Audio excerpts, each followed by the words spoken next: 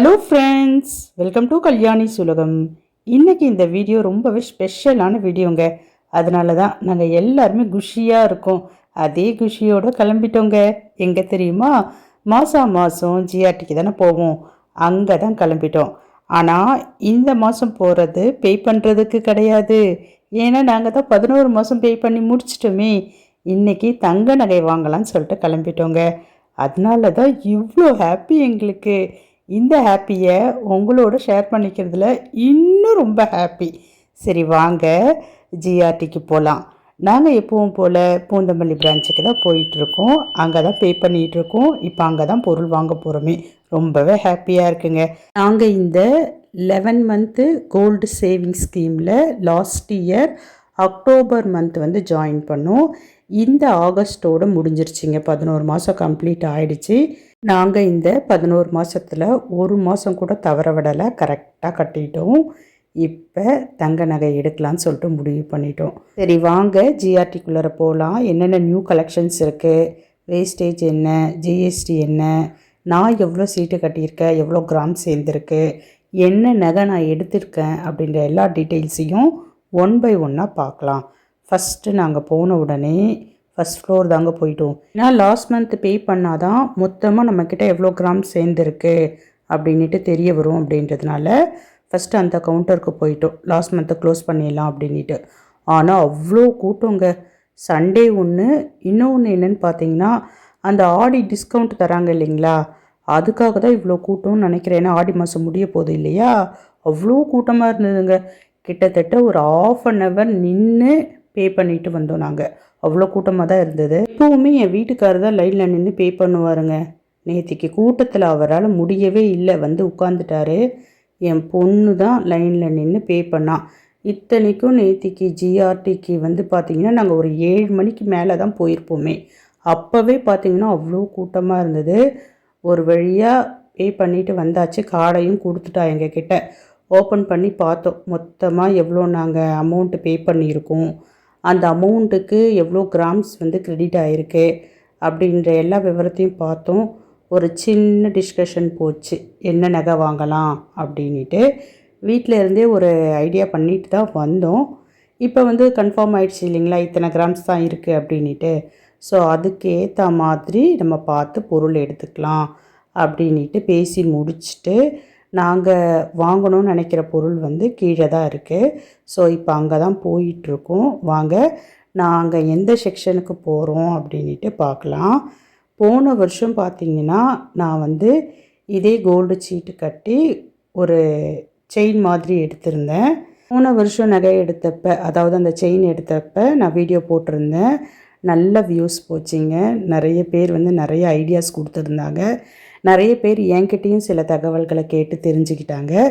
தேவைப்படுறவங்க அந்த வீடியோ பாருங்கள். அதை பார்த்துட்டு இதை பார்த்திங்கன்னா நல்லா புரியும். ஏன்னா போன வருஷம் நான் பார்த்த அந்த செயினோடவே டாலர் இருந்தது. ஆனால் அப்போ எங்ககிட்ட டாலர் எடுக்கிறதுக்கு பணம் வந்து போதுமான அளவு இல்லை. அதனால் வெறும் செயின் மட்டும்தான் எடுத்தோம். இப்போ 11 மாதம் கழித்து அந்த செயினுக்கு டாலர் எடுக்க போகிறோங்க. எவ்வளோ ஒரு நல்ல விஷயம் இல்லை. ஆனால் 11 மாதம் அப்படி பட்டுன்னு பறந்து போயிடுச்சுங்க. நான் கூட இந்த செயினுக்கு எப்போ தான் டாலர் எடுப்போமோ அப்படின்னு நினச்சிக்கிட்டு இருந்தேன். ஆனால் 11 மாதம் பஞ்சு போல் பறந்து போச்சு. தோ இன்றைக்கி டாலரையும் எடுத்துக்கிட்டு இருக்கேன். அதை உங்கள் கிட்டையும் ஷேர் பண்ணிக்கிட்டு இருக்கேன். ஒரு விஷயம், அந்த செயினை இது வரைக்கும் நான் போடவே இல்லைங்க. டாலர் எடுத்துகிட்டு தான் போடணும் அப்படின்னு சொல்லிட்டு இருந்தேன். அதே மாதிரி என்னுடைய ஆசை நல்லபடியாக நிறைவேறிடுச்சு பாருங்கள். அதனால தான் அந்த செயினை நான் கழுத்தோடவே போட்டுக்கிட்டு வந்துட்டேன். அதுக்கான டாலரை தாங்க பார்த்துக்கிட்டு இருக்கோம். கீழே கிரவுண்ட் ஃப்ளோரில் தான் அந்த செக்ஷன் இருந்தது. நாங்கள் லாஸ்ட் இயர் பார்த்த அதே டாலரை மனசில் வச்சுக்கிட்டு பார்த்தோமா, பட்டு அதே டாலர் கிடைக்கல. பட் அதனுடைய சாயிலில் சூப்பராகவே அமைஞ்சுது. எங்களுக்கு பிடிச்ச மாதிரியே நாங்கள் டாலர் எடுத்துட்டோம். ரொம்ப நேரம்லாம் பார்க்கலைங்க. ஏன்னா லாஸ்ட் இயரில் இருந்தே எங்களுக்கு இந்த செயினுக்கு டாலர் எடுக்கணும், அதே மாதிரி எடுக்கணும், நம்ம செயினோடு இருந்த டாலர் மாதிரியே எடுக்கணும்னு ஒரு மாதமும் சீட்டு கட்டு வரப்போ பார்த்துட்டு போவோம். அதனால் நேத்திக்கு எங்களுக்கு ரொம்ப நேரம் எடுக்கலைங்க. போகணும், பார்த்தோம், சூப்பராக டாலர் எடுத்துட்டோம். அதே மாதிரி பேட்டர்ன் தான் பாருங்கள். நிறைய புது புது டிசைன்ஸ்லாம் கூட இருந்ததுங்க. ஆனால் நாங்கள் போன வருஷமே முடிவு பண்ணிட்டோம் அப்படின்றதுனால நாங்கள் அதே மாதிரி தான் எடுத்தோம். நான் எடுத்த அந்த பெண்டன்ட்டில் பார்த்தீங்கன்னா லைட்டாக எனாமல் ஒர்க் இருந்தது. கொஞ்சம் டவுட் இருந்தது. எனாமலுக்கு வெயிட் அதிகமாக பிடிக்குமா? அந்த விவரத்தெல்லாம் அங்கே இருந்தவங்க கிட்ட கேட்டோம். அவர் அழகாகவே எக்ஸ்பிளைன் பண்ணார். இதுக்கெல்லாம் வெயிட்டே இருக்காது, நீங்கள் நம்பி வாங்கலாம். இது ஸ்டோன் ஜுவல்ஸ் மாதிரி கிடையாது, ஆனால் பார்க்குறதுக்கு லுக்காக அழகாக இருக்கும், போட்டிங்கன்னா எடுப்பாக இருக்கும் அப்படின்னு சொல்லிட்டு எக்ஸ்பிளைன் பண்ணார். அதுக்கப்புறமேட்டு தாங்க திருப்தியாச்சு. ஏன்னா பார்க்குறதுக்கு ஸ்டோன் ஒர்க் மாதிரியே இருக்குது இல்லைங்களா, அதனால பயமாக இருந்தது. ஸ்டோன் ஜுவல்ஸில் அழகாக இருக்கும், ஆனால் திருப்பி கொடுக்குறப்ப பார்த்தீங்கன்னா நமக்கு தான் நஷ்டம் இல்லைங்களா. அதனால எனக்கு கொஞ்சம் பயமாக இருந்தது. இப்போ பார்த்திங்கன்னா தெளிவாயிட்டேன். என்ன பெண்டன்ட் எடுத்தேன் அப்படின்றத உங்கள்கிட்ட நான் காமிக்கிறேன். ஒரு வழியாக நாங்கள் அந்த சின்ன காஃபி பிரேக் முடிச்சுட்டு எடுத்த பெண்டன்ட்டுக்கு எவ்வளோ ஆகுது அப்படின்றத கணக்கு பார்க்கலான்னு சொல்லிட்டு உட்காந்தோம். அவங்க ஒரு எஸ்டிமேஷன் போட்டு எடுத்துகிட்டு காமிச்சாங்க. ரொம்ப இன்ப அதிர்ச்சி ஆயிடுச்சிங்க. என்னன்னு கேட்குறீங்களா?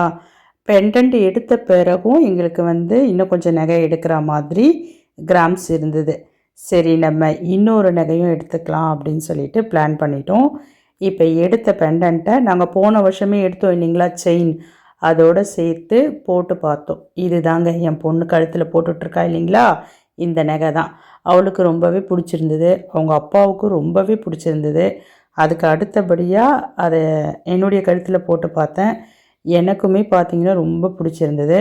பட் இதெல்லாம் நான் எனக்காக எடுக்கலை, என்னோடய 2 பெண் குழந்தைகளுக்காக எடுத்து சேர்த்து வைக்கிறேன், அவங்களுடைய ஃப்யூச்சருக்கு ஆகும் அப்படின்ட்டு. பாருங்கள், இப்போ அதே ஜுவல்லை நான் போட்டு பார்க்குறேன். செயின் போன வருஷம் எடுத்தது டாலர் தான், இப்போ எடுத்துருக்குறோம். ரொம்ப நல்லா இருக்குது இல்லைங்களா, எனக்கு பிடிச்சிருக்கு. உங்களுக்கு பிடிச்சிருக்கா அப்படின்றத மறக்காமல் கமெண்ட் செக்ஷனில் சொல்லுங்கள். இந்த பெண்டன்ட்டுடைய கிராம்ஸ் எவ்வளவு, இது எவ்வளோ அமௌண்ட்டு அப்படின்ற எல்லா டீட்டெயில்ஸையும், இன்னும் ஒரு நகை எடுக்கணும்னு சொல்லிட்டு சொன்னேன் இல்லைங்களா, அந்த நகையை எடுத்துட்டு அது என்ன நகை அப்படின்றதையும் உங்கள்கிட்ட நான் காமிக்கிறேன். மொத்தமாக எவ்வளோ ஆச்சு, நாங்கள் எவ்வளோ சீட்டு கட்டணும், எவ்வளோ சேர்ந்துருந்தது, நாங்கள் எக்ஸ்ட்ராவாக ஏதாவது அமௌண்ட்டு போட்டு வாங்கணுமா அப்படின்ற எல்லா டீட்டெயில்ஸையும் ஷேர் பண்ணிக்கிறேன் உங்ககிட்ட. பட் இந்த வீடியோவில் நான் ஷேர் பண்ண போகிறது கிடையாது. நாளைக்கு இதனுடைய கண்டினியூஷன் வரப்போகுது. அதில் தான் நாங்கள் வேறு என்ன நகை எடுத்தோம் அப்படின்றதையும் மற்ற எல்லா டீட்டெயில்ஸையும் ஷேர் பண்ணிக்க போகிறேன் நான். அதனால் மறக்காமல் இதுக்கு அடுத்து வரக்கூடிய வீடியோவையும் பாருங்கள். இப்போ நாங்கள் அடுத்ததான் என்ன நகை எடுக்கலான்னு சொல்லிட்டு தான் பார்த்துக்கிட்டு இருக்கோம். பார்த்திங்கன்னா ஃபஸ்ட்டு எடுத்த பெண்டன்ட்டு பிளான் பண்ணிட்டு வந்தது, செகண்ட் பிளான் பண்ணலை இல்லைங்களா, அதனால் சுற்றி சுற்றி பார்த்துட்ருக்கோம் நானும் என் பொண்ணும். என்ன நகை எடுத்திருப்போம் அப்படின்னு உங்களுக்கு கெஸ் ஆச்சுன்னா மறக்காமல் கமெண்ட் செக்ஷனில் சொல்லுங்கள். இந்த வீடியோவை இதோடு முடிச்சுக்கிறேன். பாய்.